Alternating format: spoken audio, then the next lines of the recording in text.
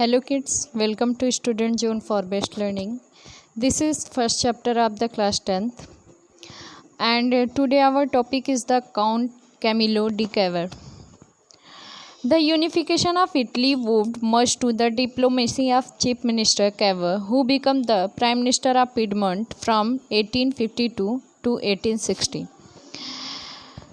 काउटिलो D Cavour की गणना Italy के एकीकरण में होती है, जो कि पहले क्या थे, कैवर एक चीफ मिनिस्टर थे और बाद में who became the prime minister of Piedmont, क्या बने, पिडमेंट के प्राइम मिनिस्टर 1852 में से 1860 तक। Through a tactful diplomatic alliance with France engineered by Cavour, Sardinia Piedmont succeeded in defeating the Austrian forces in 1859. Means to say, France के Cavour द्वारा एक कुशल राजनीतिक गठबंधन के माध्यम से सार्डिनिया पिडमेंट को पाने में सफल रहे और 1859 में किसको हराकर, ऑस्ट्रियाई सेना को हराकर, जो ऑस्ट्रियन फोर्सेस थे उसको हराकर ये क्या बने, सार्डिनिया पिडमेंट को पाने में सफल हुए।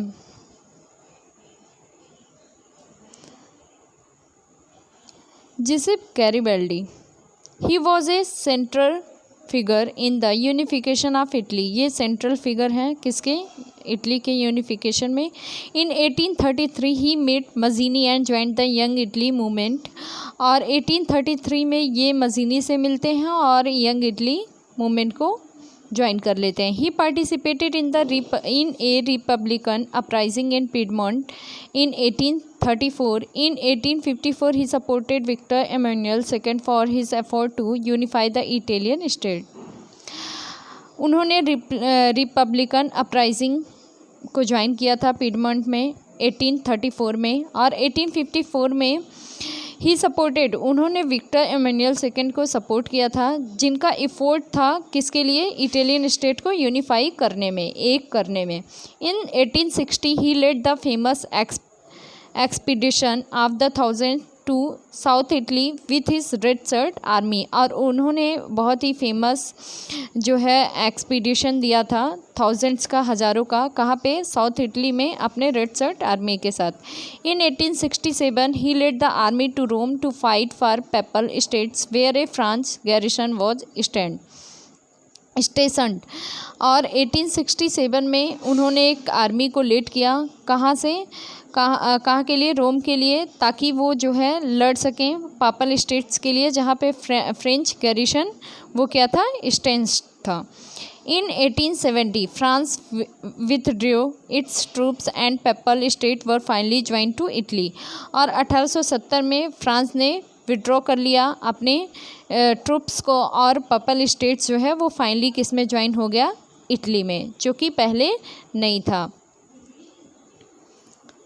Major events led to the unification, बहुत से इवेंट्स हुए यूनिफिकेशन में इटली के। Proclamation of united Italy in 1860, the army, regular troops and armed volunteers marched into south Italy and kingdom of the two cities and succeeded in winning the support of local peasants in order to drive out the Spanish ruler.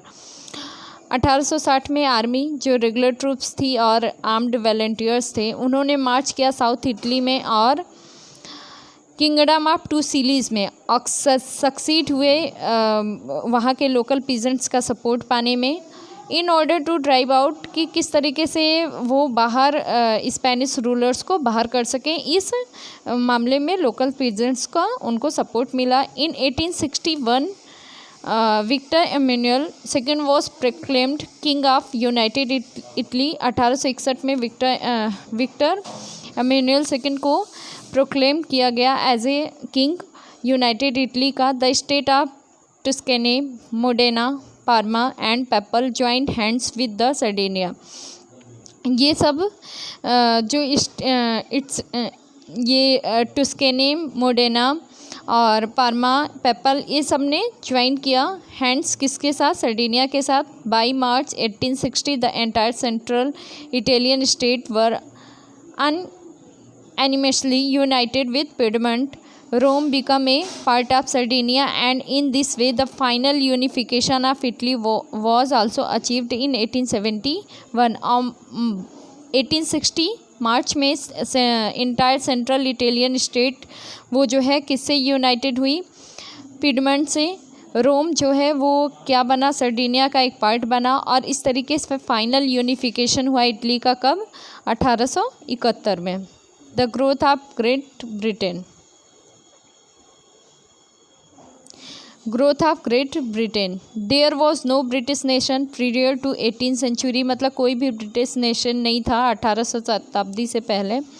The primary identities of people who inhabited the British Isles were ethnic ones like English, Welsh, Scot और Irish। मतलब पहले कोई भी British nation नहीं था 1800 शताब्दी से पहले। प्राइमरी आइडेंटिटीज़ जो है लोगों की जो कि इनहेबिटेड थे ब्रिटिश आइल्स में, वो थे एथनिक थे, एथनिक वंस लाइक इंग्लिश और वेल्स, स्कॉट और आयरिश के लोग। The growth of Great Britain as nation state can be understood sequentially with the points given below. मतलब जो ग्रेट ब्रिटेन का ग्रोथ था एज ए नेशन स्टेट, तो उसको इन पॉइंट्स के द्वारा हम समझ सकते हैं। As the English nation steadily grew in wealth, importance and power, it was able to extend its influence over the other nations of Ireland। मतलब as a English nation wealth के मामले में स्टेडली ग्रीव करते हुए, importance और power के मामले में उनका अपना महत्व था, और इसीलिए वो सक्षम हो सके मतलब अपने प्रभाव को फैलाने में कहाँ पे? अदर नेशंस ऑफ आइलैंड के। The English Parliament, which has seized power from the monarchy in 1688 at the end of protracted conflict, was the instrument through which a nation state with England at its center came to be forged।